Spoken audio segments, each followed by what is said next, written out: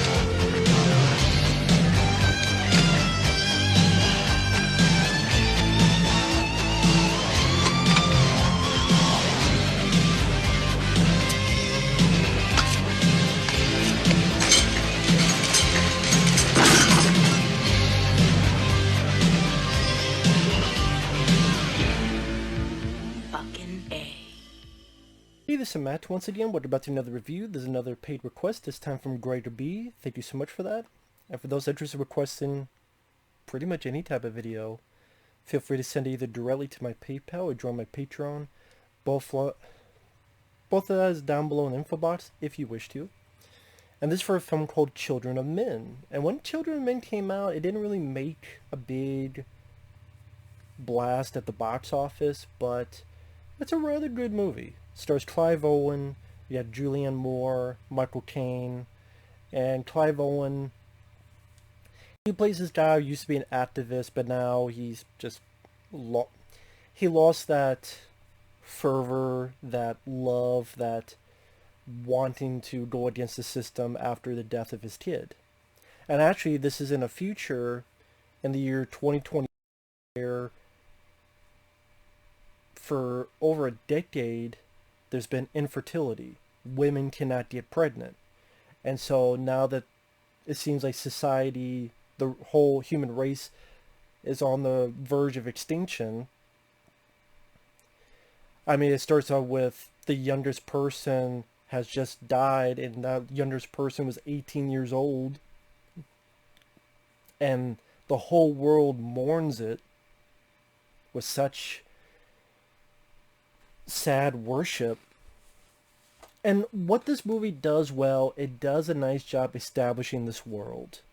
As the story becomes, he gets hired by his ex-wife, Julianne Moore, to get these papers, because to transport this woman from point A to point B, he doesn't know why yet. It's like, hey, it's the money, I'll take the money.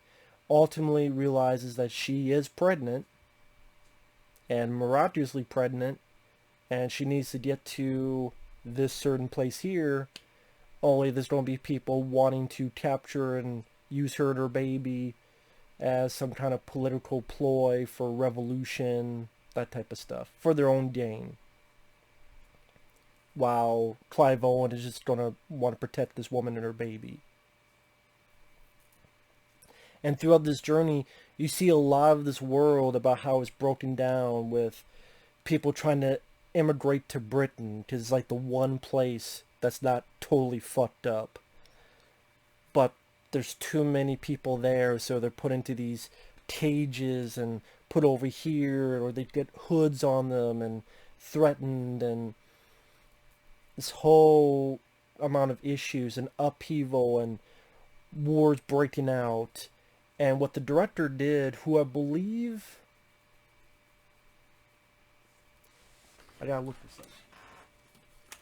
I believe this is the same director who did Gravity, Alfonso Cuarón. He's done other stuff too.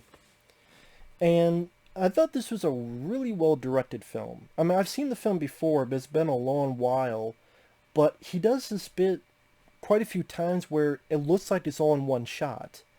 And I'm a sucker for that. I'm a sucker for that because I do think it takes a lot of talent even if you have to edit 2 scenes together or 3 scenes together, but make it look like it's one shot, that's not an easy thing to do. And yeah, I give credit to movies for the most part that do that.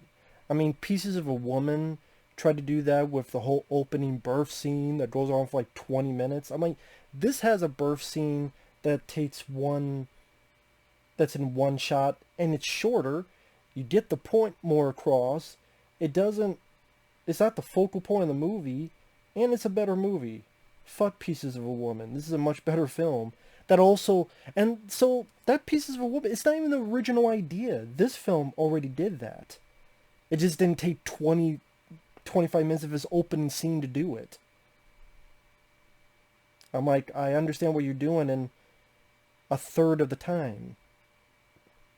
But yeah, Children of Men, it does a nice job encapsulating what this world is and the upheaval and turmoil of what kind of world would it look like if you have the loss of hope. Because if there's no future for humankind, if no one can get pregnant, yeah, there's a lot of hope lost, and this is what they look like. And then when people do get the inkling of a baby, there's this sense of worship and dumbfoundedness. And yeah, this film cost 70-some million, probably because a lot of those like battle sequences where they try to put it off in one shot. It's a good looking movie, cinematography wise. There's a scene in the third act where Clive Owen, these guys have the woman and her baby. And I don't know why it's slowing down. Can you not slow down? For fuck's sake. But he's chasing after them while this battle is happening. He's got to keep avoiding the gunfire. He's got to avoid the explosions. This fire, it's between the government and the rebels. And he's in between. He's got to maneuver through the buses that's getting shot up or into the buildings, go all the way up while explosions are happening and people getting killed left and right on both sides. Very well done by the director, who, yeah, he did Gravity, which I know a lot. Not everybody liked Gravity, but I loved it. It was one of the best theater experiences I had, was watching Gravity. And I don't know where all the light went. I started this, there was light, I swear, and now there's no light. Just the sun wants to do whatever the hell it wants to. Should just turn on the light, but oh well. Maybe it's better for the mood. Because I wouldn't say this is a grim film, but at times you get the semblance of grimness. Because again, you get this sense of there's a lot of people without hope and this turmoil happening, and they're wondering what they're going to do next, what's going to happen next. But at the same time, I like the fact that it's a pretty simple story. They don't overcomplicate it with endless fucking subplots.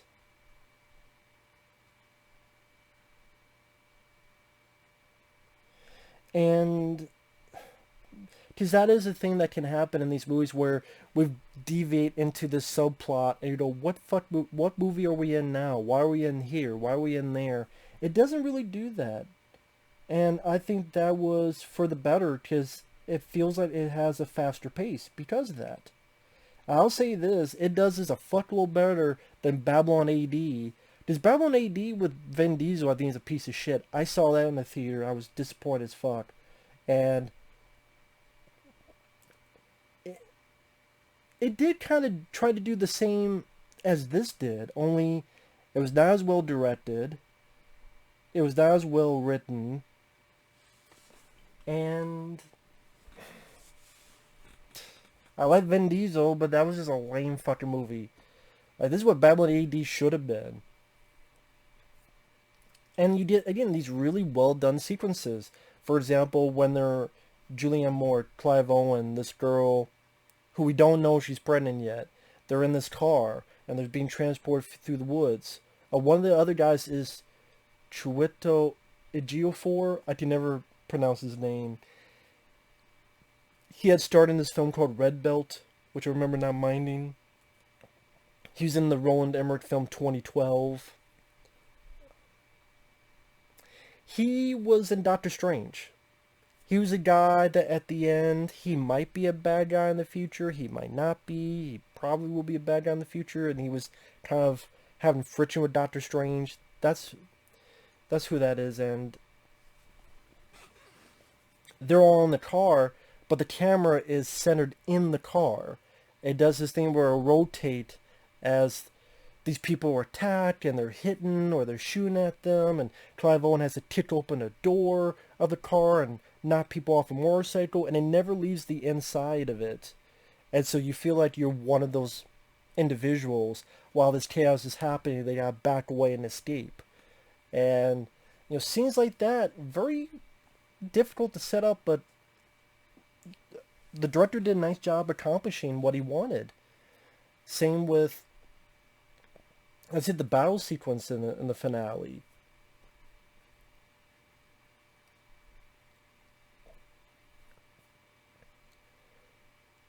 Clive Owen. I like Clive Owen as an actor. My favorite film of his is Shoot 'Em Up.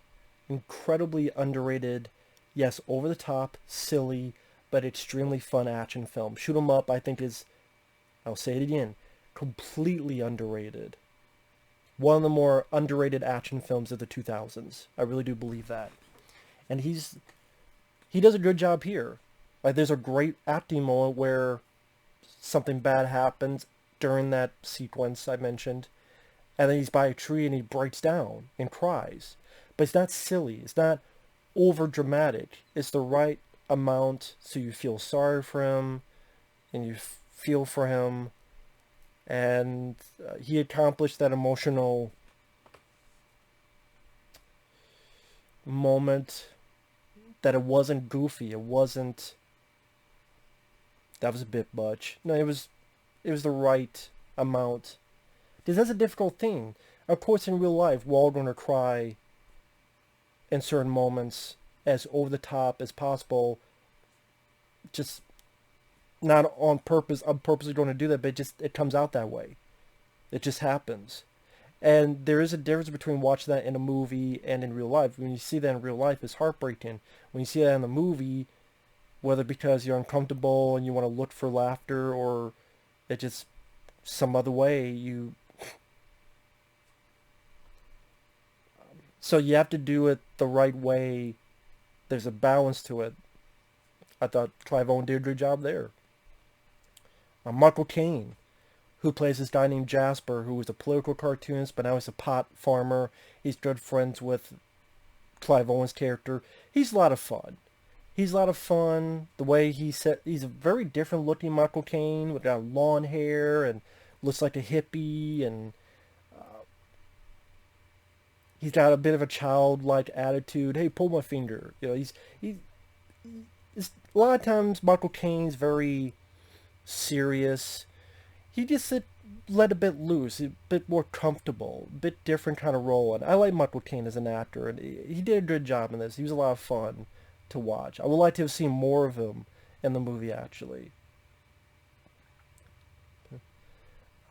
And again, when the sequences of action happen, like when they have to escape and Clive Owen has to get this car started, he's got to push it, and the bad guys are right after him, and are they going to catch him, are they not going to catch him? I like the way the director framed the camera, and let's say he did a really nice job. It wasn't lazy. I didn't feel laziness, because sometimes I watch directors, I go, well, that was lazy. I didn't feel that way with this. Other people recognize this one guy named Peter Mullen. He played Gordon in Session 9, pretty much the lead in Session 9, which I really enjoy that film. He's in this as a guy who helps some of them get through the immigration. His idea is, let's break into prison, then they don't want us here anyway, so they'll kick us out, so they're doing our job for us. It was an interesting idea.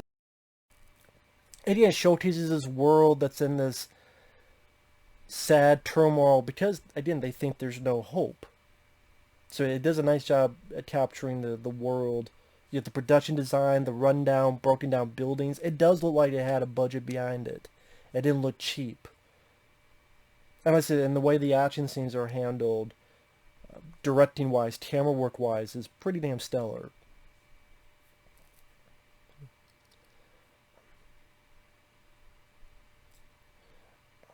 Again, they did the one-take birth thing before Pieces of a Woman in a short amount of time, and they still got the point.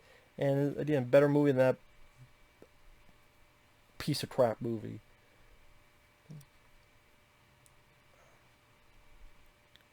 I'm not sure about the music at times. I thought the music at times seemed to be a bit too over dramatic. And more so like when they try to use, I don't know if I want to call it chorus type of music. I don't know how else to word it, but it's just like, this seems a bit too much, a bit too, again, overzealous, overdramatic. And it didn't ruin the scene, but it's like, okay, if you push it too far, it's going to become operatic, and then it's going to become goofy. You gotta be careful of that stuff. The one interesting spoiler alert for those who haven't seen it, spoilers, is when he does get the woman or baby, and this big war is happening, and just how the world freezes, and both sides stop fighting. Because it just marvel this baby on both sides, the rebels and the soldiers. And they just want to touch it, and they just marvel at it. And as soon as they leave, boom, the world is not frozen anymore, and they continue their fighting. I will say, though, I was a bit confused, because I'm thinking, it's a good dramatic moment. It's a good movie-making moment. I'm not sure it's a good logical moment, because I'm sitting there and I'm going, well, wait a minute. One of the main reasons you're fighting is because you feel you're on the brink of extinction. You know there hasn't been someone pregnant for almost 20 years. You finally see a baby. Isn't this prospect, this aspect of this baby more important than whatever the fuck you're fighting about? Wouldn't there be at least a dozen soldiers? You go with us. We want to look at that baby. We'll shoot you. At least the guy. We want to... The girl, and we'll... Or at least... You're coming with us, or we'll knock you out. Or you'll come with us in some way. They don't want to hurt them, but... No, we want to take you to our government heads and our scientists to, how did this come to be? That just seemed like that would be more important than, I just don't see them just letting this couple go. They weren't a couple, but they don't know that. Just, hey, you have a baby? I just don't see them letting them go that easily. It would seem like these soldiers, someone would be like, hey, wait a minute, like, we need to see... This is important. How did this come to be? Maybe this will lead to the not extinction of the human race. Like I said, I'm like, I don't know. These soldiers would just let them go. There wouldn't be some commander going, hold them. And yeah, it's a good filmmaking moment. It's a good emotional moment. I'm not sure it's the best logical moment. But, I don't know, that's just my take on it. But I mean, at least it's a good moment, but... Again, you would think at least some of them would be like, let's hold them in custody, find out what's going on with this. It's a bit fucking important. I don't know, maybe I'm the only guy thinking that. Or maybe there's some other explanation I don't know about. But overall, like I said, the fact it doesn't go in 18 different subplots, it went into a direction, it stuck with it, the pacing didn't feel slow at all, the way it built up this world, so we seen from their point of view, without having to go into endless exposition, which I think that's one of the things the director hates, is exposition in movies. So by show, don't tell. The few bits is telling is about what happened to Clive Owen's kid back in the day. But that was fine. But to not go into constant diatribes about the system and how it came to be, let us see it, and we're able to see it because of the world that they're living in. We're able to piece it together ourselves, as well as some semblances of news programs. Like I said, Clive Owen, I like him as an actor. He does a good job. Julianne Moore, for the little bit she does fine. Michael Caine is fun. I wasn't sure about the pregnant woman at first. She rubbed me the wrong way. But as it went on, I grew to not mind her. I think because she just came off as bitchy when she first sees Clive Owen. I'm like, who the fuck are you? But I warmed up to her as we went along.